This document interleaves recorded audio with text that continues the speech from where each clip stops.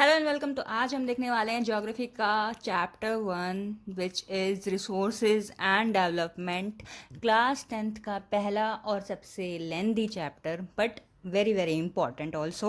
तो देख लेते हैं, हम स्टार्ट करेंगे रिसोर्सेज से, क्योंकि पूरे चैप्टर में जो ये नाम है ना चैप्टर का, रिसोर्सेज एंड डेवलपमेंट, तो बस पूरे चैप्टर में रिसोर्सेज की ही बात हो रही है। शुरुआत करते हैं हम इसकी एक सिंपल सी डेफिनेशन से जो कि बहुत ही कॉमन है।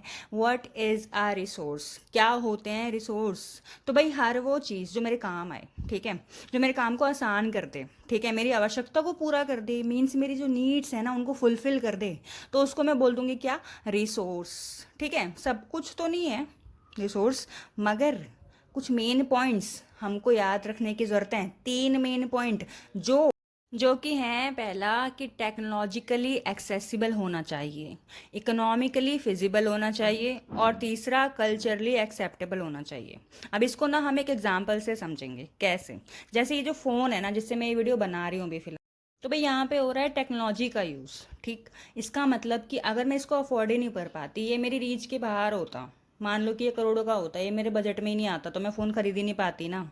तो मैं कैसे टेक्नोलॉजी का यूज़ कर पाती, और ये कैसे फिर इकोनॉमिकली फिजिबल होता, है ना? अभी फ़िलहाल तो है मगर। ठीक, आगे देखते हैं। आज के टाइम में हम सब फ़ोन यूज़ कर रहे हैं, सोसाइटी में हमारे कल्चर का पार्ट बन चुका है। अब ये, अब कोई ऐसी अनोखी चीज़, एलियन चीज़ जो हमारी सोसाइटी का पार्ट नहीं होती या कल्चर उसे एक्सेप्ट नहीं करता ना, तो वो उसको हम रिसोर्स नहीं कहेंगे।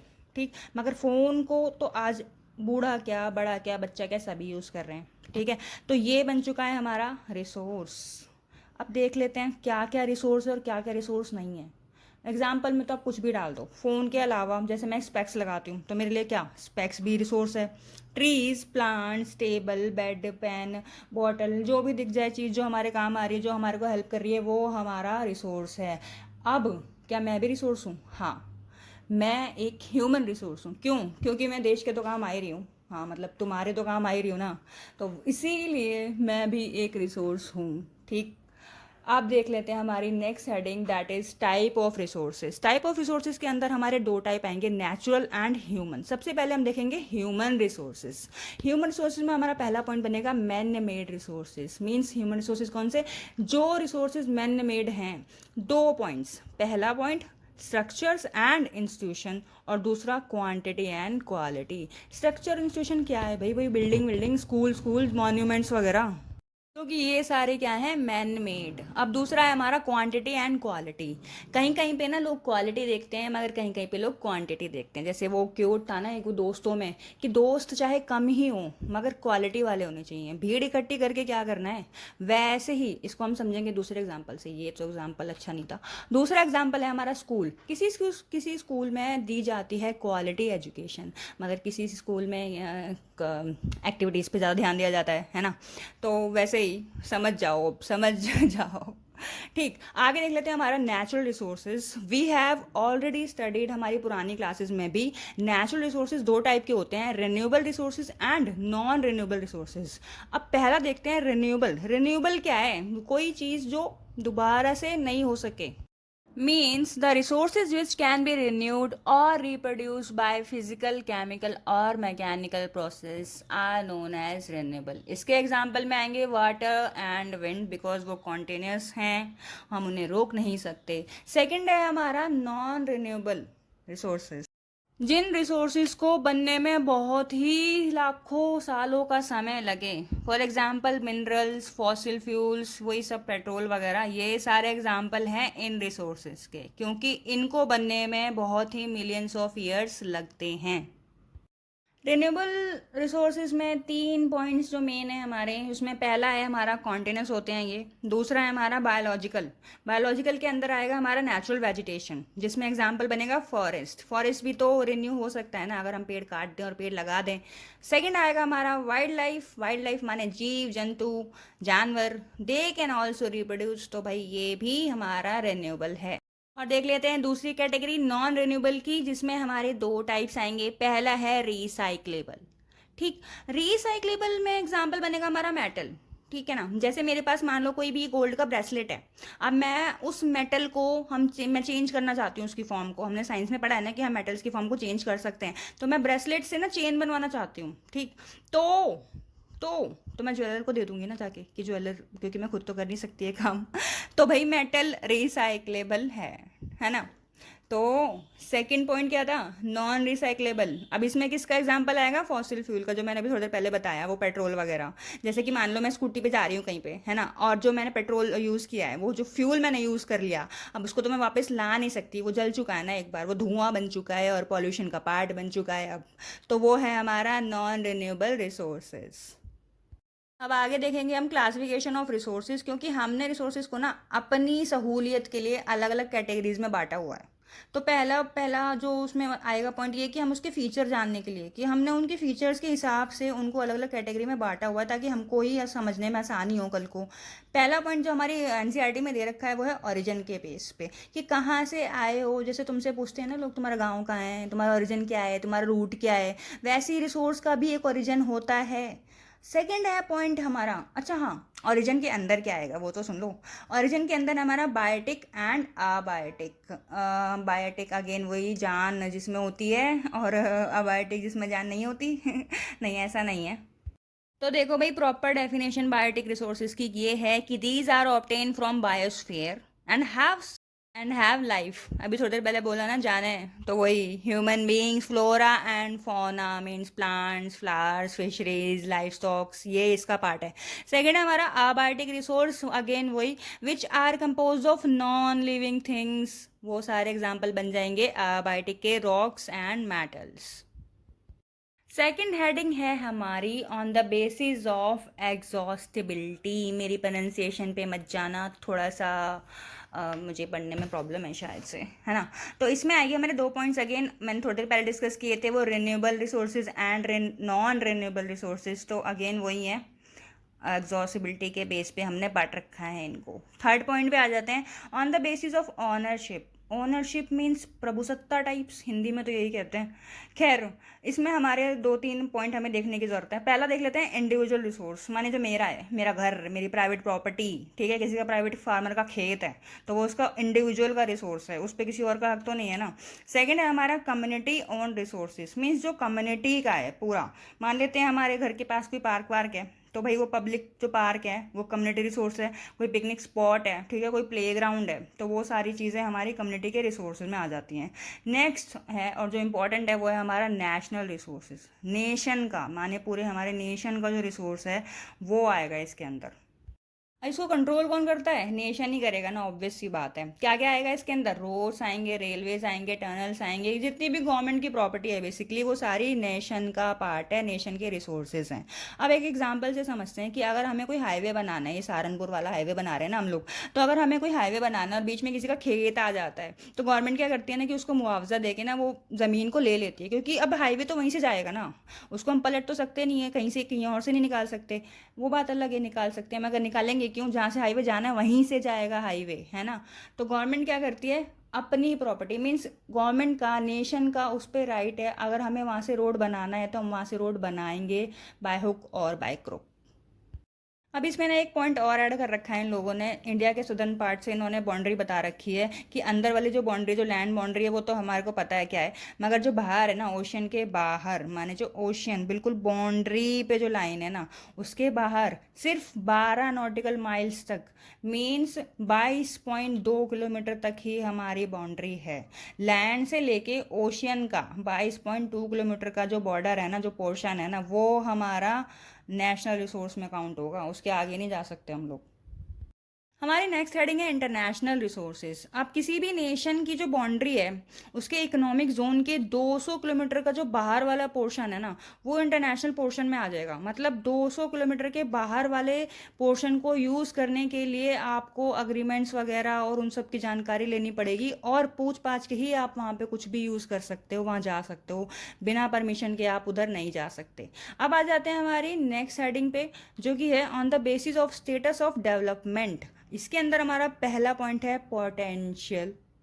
रिसोर्सेस, इसका मतलब कुछ लोगों को सुना होगा ना ऐसा कहते हुए, मतलब बचपन में मुझे तो ऐसा कहते थे ना कि बेटा तेरे अंदर बहुत पोटेंशियल है, मगर तू पढ़ती नहीं है। अगर तू पढ़ लेना तो शायद तू क्लास में फर्स्ट भी आ सकती है। कुछ टीचर्स भी कहते थे, इवन मेरे तो मार्कशीट्स पे ना ये टीचर्स लिख देते थे, you can do much better Mahima, you can do much better, but again वही होता कुछ नहीं ना हमसे। तो ऐसे रिसोर्सेज जिनके अंदर पोटेंशियल तो काफ़ी है मगर वो डेवलप नहीं हुए हैं। एग्जाम्पल में हमारे एनसीईआरटी में लिखा हुआ है western part of India, Rajasthan and Gujarat, they have potential for development of wind and solar energy. Means वहाँ पे हम विंड और सोलर एनर्जी बना सकते हैं, वहाँ पे इतनी पोटेंशियल है। कहाँ पे? राजस्थान और गुजरात में। सेकेंड पॉइंट पे आ जाते हैं हमारा स्टॉक रिसोर्सेज के अंदर, when we don't have appropriate technology to access this. Means हमारे पास उतनी टेक्नोलॉजी ही नहीं है कि हम इनको एक्सेस कर पाएँ। अब इसके अंदर एक एग्जांपल एनसीईआरटी में दिया हुआ है पानी का। जो पानी होता है ना, वाटर H2O, वो दो गैसेस के कंपाउंड से बना होता है, हाइड्रोजन और ऑक्सीजन। अब हाइड्रोजन एक रिच सोर्स है किसका? एनर्जी का, है ना। अब पानी बनने के बाद तो हम हाइड्रोजन और ऑक्सीजन को अलग कर ही नहीं सकते। इसका मतलब हम इनको जला नहीं सकते। इन दोनों को अलग अलग कंपाउंड्स को तो हम जला सकते हैं मगर पानी को नहीं जला सकते हम। मगर ऐसा हो सकता, कंबक्शन हो सकता, आई थिंक यही बोलते हैं इसको, कंबशन कंबशन, तो हमें काफ़ी एनर्जी मिल जाती है ना, तो हम काफ़ी एनर्जी क्रिएट कर पाते। मगर अभी तो फिलहाल नहीं है, तो हमारे पास नो हाउ, मीन्स कैसे करें हमें यही नहीं पता। अगली हेडिंग देख लेते हैं हमारी, डेवलप्ड रिसोर्सेज, जो कि डेवलप्ड भी हो चुके हैं और जिनका हम यूज़ भी कर रहे हैं, जो कि फिलहाल प्रॉपर यूटिलाइजेशन के अंदर है। हमारा नेक्स्ट पॉइंट है रिजर्व रिसोर्सेज। हमने इनको संभाल के रखा हुआ है, कुछ चीज़ें हम रिजर्व करके रखते हैं ना अपने पास, वैसे ही we have proper technology and we know how to use it, है ना। मगर but we are not using it for what? For future requirements. इसीलिए हमने फ्यूचर के लिए इसको रिजर्व करके रखा हुआ है। मैं तो बचपन में ये करती थी, दो आम अगर मेरे पास है ना तो एक खा लेती थी और एक अगले दिन के लिए संभाल के रख लिया करती थी, बिल्कुल वैसे ही। मगर ये हमारी फ्यूचर जनरेशन के लिए, फिलहाल की जनरेशन को देख के तो खैर वो मीम याद आ गया मुझको। वो कहते हैं ना कि इस जनरेशन के लिए पानी बचाऊं मैं। हाँ एग्जाम्पल देखो, river water can be use for generating hydro electric power. जो नदी का पानी है ना, इसको हम यूज़ कर सकते हैं हाइड्रो इलेक्ट्रिक पावर बनाने के लिए, मगर अभी नहीं कर रहे, हम फ्यूचर में करेंगे, ठीक है। बांध बांध।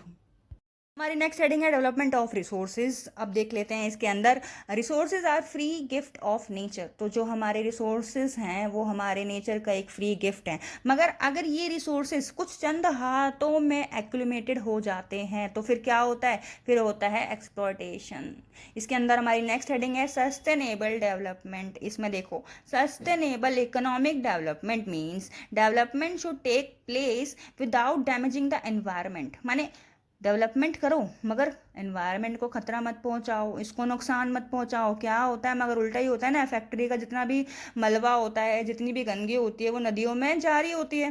And development in the present should not compromise with the needs of future generation. अभी मैंने बोला ना कि हम डेवलपमेंट कर रहे हैं मगर ऐसा भी ना हो कि जो फ्यूचर की जनरेशन है उसके साथ कॉम्प्रोमाइज हो जाए। नेक्स्ट हेडिंग है हमारी रियो दी जेनेरियो अर्थ समिट 1992। तो भाई इतनी बढ़ती हुई चिंता को देख के इन लोगों ने क्या किया, इंटरनेशनल लेवल पे एक समिट किया जहाँ पे स्टेट्स के हेड्स को बुलाया गया। कब? 1992 में। कहाँ पे? रियो दी जेनेरियो। और ये कहाँ पे है? ब्राज़ील के अंदर। और उन्होंने यहाँ पे क्या किया? इन्होंने यहाँ पे एड्रेस किया कुछ इंपॉर्टेंट अर्जेंट प्रॉब्लम्स को, जो कि थी एनवायरमेंटल प्रोटेक्शन के बारे में एंड सोशियो इकोनॉमिक डेवलपमेंट के बारे में एट ग्लोबल लेवल।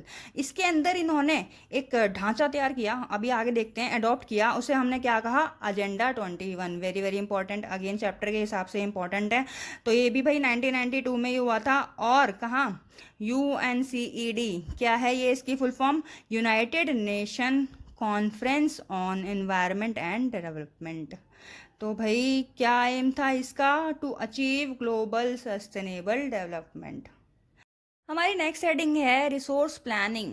इसमें क्वेश्चन अराइज होता है कि why resource planning is required. ये ज़रूरी क्यों है? हमें क्यों इनकी प्लानिंग करनी चाहिए?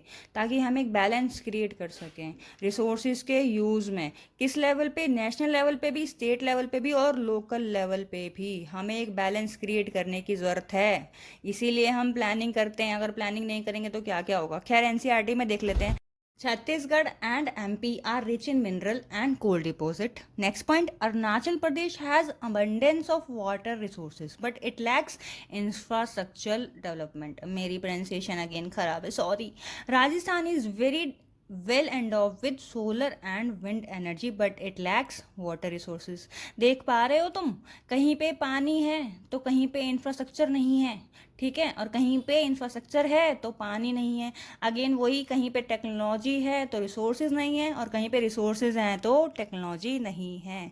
इसीलिए हमें ज़रूरत है किसकी, प्लानिंग की. अब देख लेते हैं next heading, resources planning in India. पहला तो वी नीड टू आइडेंटिफाई कि हमें कहाँ पर क्या करना है, कौन सी जगह पे हमें क्या चीज़ चाहिए भाई. Second, we need a plan, we need a proper planning. ठीक है, हमारे इंडिया में तो बड़ा स्लो डेवलपमेंट हो रहा है, इसीलिए हमको रिसोर्सेज को प्लान करने की ज़रूरत है कि किस रीजन में कौन सी टेक्नोलॉजी की आवश्यकता है, और उसके बाद उसको मैच करने के बाद match that resource development plan with overall nation development plan. ठीक, एक स्टेट को लेके उसके बाद एक पूरे नेशन में देखना पड़ेगा हमको. ठीक है, होता क्या है ना, कहीं पे अगेन वही मैंने जो बताया थोड़ी देर पहले, टेक्नोलॉजी है ना, मगर वहाँ पर क्या है कि रिसोर्स नहीं है, और कहीं पे रिसोर्स है, तो हमें इस चीज़ को बैलेंस करने की ज़रूरत है ना. We need to conserve resource because over utilization और irregular consumption may lead to क्या, socio economic and environmental problems. भाई रिसोर्सेज का कंजर्वेशन भी बहुत इंपॉर्टेंट है, और इसी बात पे महात्मा गांधी जी ने बहुत एक प्यारी सी बात कही थी. He said there is enough for everybody's need and not for everybody's greed. Means किसी की आवश्यकता के लिए तो बहुत है रिसोर्सेज, मगर किसी के लालच के लिए नहीं है. तो भाई हमारी नेक्स्ट हेडिंग है लैंड रिसोर्सेज, और ये है, यहाँ से अब हम चैप्टर का जो उस वाले पार्ट में आ चुके हैं जब हमें सिर्फ पढ़ना है, रटना है, याद करना है और देखना है इंपॉर्टेंट पॉइंट्स को. लैंड रिसोर्स देख लो. सबसे पहले लैंड रिसोर्स हमारे लिए बहुत इंपॉर्टेंट है. क्यों? क्योंकि इसके ऊपर तो हम रहते हैं, चलते हैं और अनाज उगाते हैं, खाते हैं. तो भाई लैंड रिसोर्स हमारे लिए इंपॉर्टेंट है. देखते हैं यहाँ पे इंडिया में लैंड रिसोर्स किस टाइप से. गाय भैंस चराते हैं, ठीक है. सेकंड पॉइंट आएगा हमारा land under miscellaneous tree crops groves not included in net sown area. Third point आएगा हमारा कल्चरेबल वेस्ट लैंड, वो लैंड जिसको हमने 5 साल से लेफ्ट अनकल्टिवेटेड, 5 साल से जिसको हमने कल्टिवेट ही नहीं किया, जिस पे हमने फसल ही नहीं उगाई है. हमारा नेक्स्ट पॉइंट है फेलो लैंड्स. इसके अंदर आएगा, अब ये दो टाइप के हैं. तो भाई सेकंड करंट को वैल्यू के अंदर हमने क्या आएगा, छोड़ लेफ्ट रखा है विदाउट अनकल्टिवेटेड कल्टिवेटेड, एक से जिनको लेके हमने 5 कल्टिवेट साल के नहीं समय किया के है, अंदर वन अंदर मीन्स और एक लेस साल देन से वन ज्यादा और 5 एग्रीकल्चर साल से ईयर, कम. एक या एक नेक्स्ट साल हेडिंग है से हमारी कम के नेट समय सोन में. एरिया. और अब ये देखो इंपॉर्टेंट है, इसके अंदर हमारा आएगा ग्रॉस क्रॉप्ड एरिया. क्या होता है gross cropped area? Area sown more than once in an agriculture year, means एक साल के अंदर एक से ज़्यादा बार, plus net sown area means जो टोटल एरिया जिसको हमने, जिस पे हमने फसल उगाई है, इन दोनों को अगर हम ऐड कर दें तो हमको मिलेगा क्या, ग्रॉस. तो भाई ये डिपेंड करता है हमारे कुछ फीचर्स पे, कुछ फैक्टर्स पे, जो कि है हमारा पहला फिजिकल फैक्टर और दूसरा हमारा ह्यूमन फैक्टर. हम लैंड को यूज़ कर रहे हैं, ठीक है, ज्योग्राफिकली, सॉइल और क्लाइमेट के बेस पे. जैसे कि मैं राजस्थान में कोई ऐसी फसल उगाना चाहूँ जिसमें पानी की आवश्यकता ज़्यादा होती है, तो ये तो बहुत इम्पॉसिबल टाइप्स हो गया ना. ये चीज़ हम कहीं पंजाब में जाके, राजस्थान में जाके, मध्य प्रदेश में जाके हम कर सकते हैं. सेकंड देख लेते हैं हमारा ह्यूमन फैक्टर, जिसके अंदर आएगा पॉपुलेशन डेंसिटी और टेक्नोलॉजी. और इसके साथ तीन मेन पॉइंट्स. हमारे पास एरिया अवेलेबल फॉर यूज़ कितना है, 93% है. और टोटल जोग्राफिकल एरिया हमारा कितना है, हमने पहले भी पढ़ी हुई चीज़, 3.28 मिलियन स्क्वायर किलोमीटर. और टोटल नेट सोन एरिया कितना है हमारे पास, 54%. अब ज़रा हम फॉरेस्ट एरिया को देख लेते हैं. Forest area in the country is far lower than the desired 33% of geographical area according to National Forest Policy 1952. Means इस पॉलिसी के अकॉर्डिंग हमारे पास 33% फॉरेस्ट एरिया होना चाहिए था, मगर ये बहुत ही लो है. सेकंड है हमारा, क्या पॉइंट बनेगा यहाँ पे, इंपॉर्टेंट फॉर इकोलॉजिकल बैलेंस. भाई जंगल, भाई फॉरेस्ट हमारे इकोलॉजिकल बैलेंस के लिए इंपॉर्टेंट होते हैं. नेक्स्ट पॉइंट है हमारा, livelihood of millions of people depend on forest. Means काफ़ी सारे लोगों का लिवलीहुड इस पर डिपेंड करता है, फॉरेस्ट पे. इसके बाद हमारी नेक्स्ट हेडिंग है लैंड डिग्रेडेशन. अगेन मेरी प्रोनाउंसिएशन बहुत ख़राब है, डिग्रेडेशन. ठीक है, कॉजेज ऑफ लैंड डिग्रेडेशन क्या हैं? पहला हमारा पॉइंट बनेगा इसमें ह्यूमन एक्टिविटीज़, जैसे कि डिफॉरेस्टेशन, ओवर ग्रेजिंग, ये सब हम जंगल वंगल काट रहे हैं तो इसकी वजह से। सेकंड है हमारा mining, mining causes deforestation and add dust to atmosphere.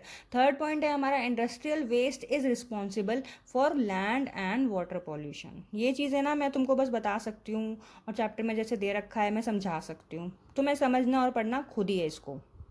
अब जैसे कि at present there are about 130 million hectare of degraded land in India, ठीक।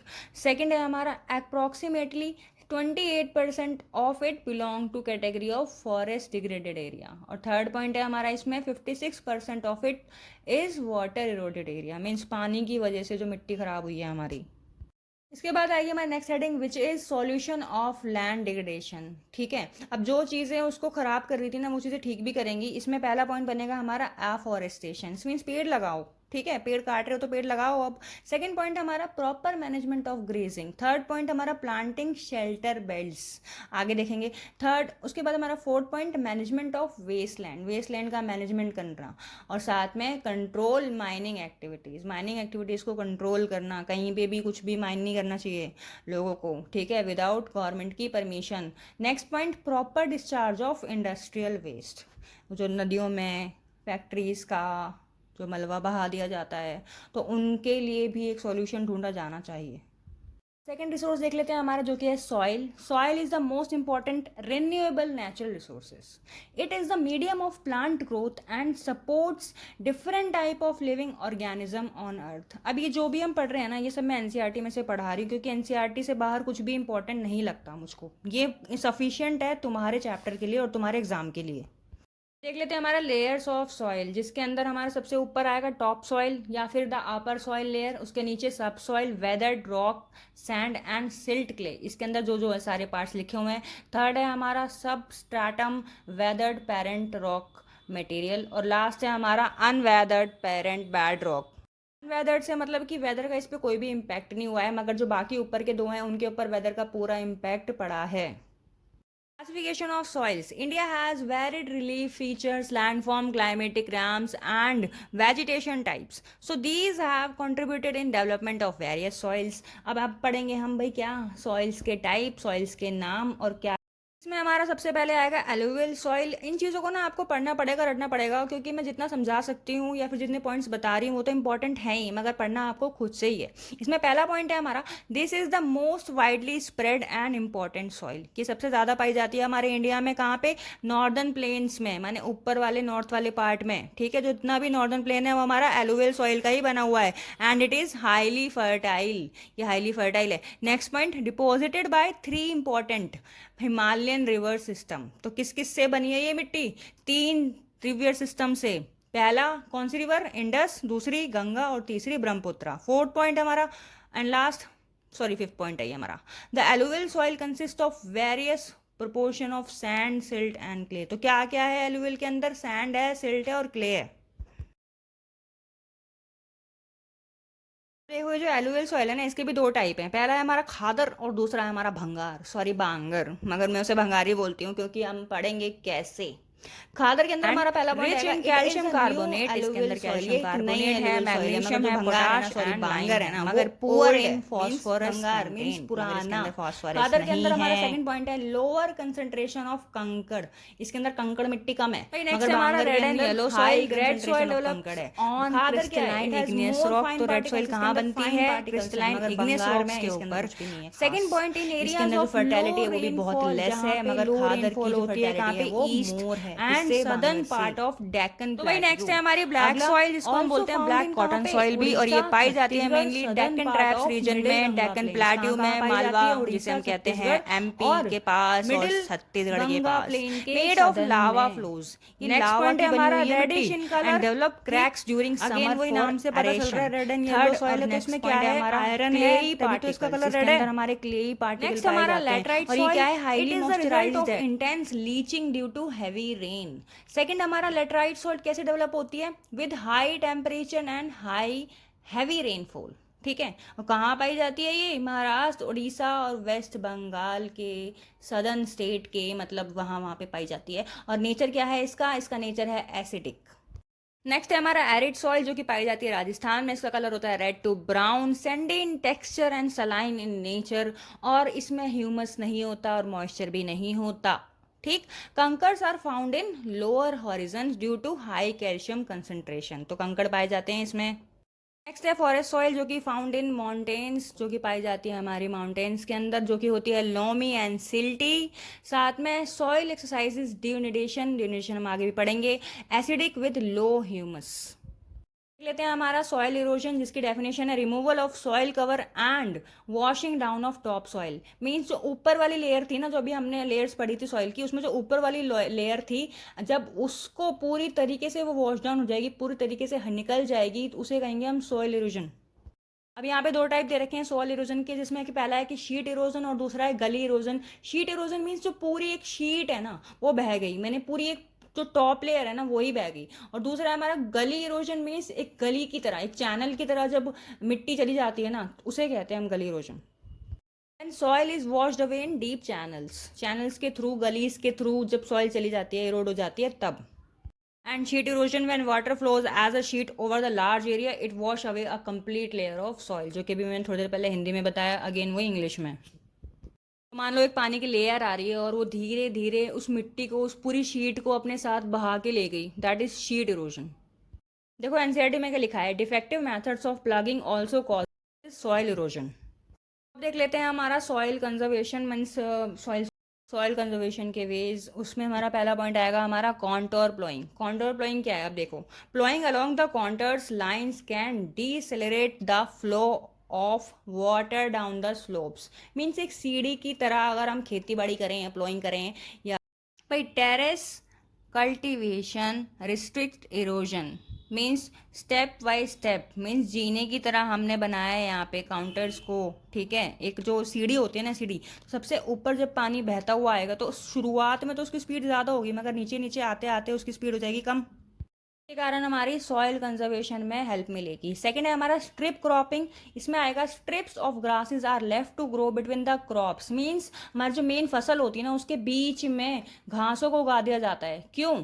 This breaks up the force of wind, क्योंकि अगर बहुत तेजी से हवा आ रही होगी तो वो फसल को नुकसान करने की जगह, मतलब घास उसको रोकेगी, उस फोर्स को, उस विंड के फोर्स को रोक लेगी। तो इसके कारण जो हमारी मेन सॉइल है उस पर ज़्यादा अफेक्ट नहीं पड़ेगा। नेक्स्ट है हमारा शेल्टर बेल्ट। इसमें आएगा planting lines of trees to create shelters, means main soil को बचाने के लिए हमने ट्रीज को शेल्टर्स की तरह चारों ओर लगा दिया। Also this helps in stabilising sand dunes, means जो धूल मिट्टी है उसके कारण भी मिट्टी हमारी जो खराब हो सकती है, तो ये शेल्टर बेल्ट्स उसको बचाएंगी। साथ में ये बेल्ट्स हवा के फोर्स को भी कंट्रोल करने में हेल्प करेंगी, मिट्टी को बचाएंगी, स्टेबलाइज करेंगी। तो यहाँ पे होता है हमारा चैप्टर कंप्लीट। इसकी जो लास्ट हेडिंग है वो भी देख लेना, स्टेट्स ऑफ इंडियाज एनवायरनमेंट। बाकी तो ये चैप्टर कंप्लीट हो चुका है, काफ़ी लेंदी चैप्टर है, मगर समझने के लिए इसमें कुछ खास नहीं है, पढ़ने के लिए बहुत कुछ है, रटने के लिए बहुत कुछ है।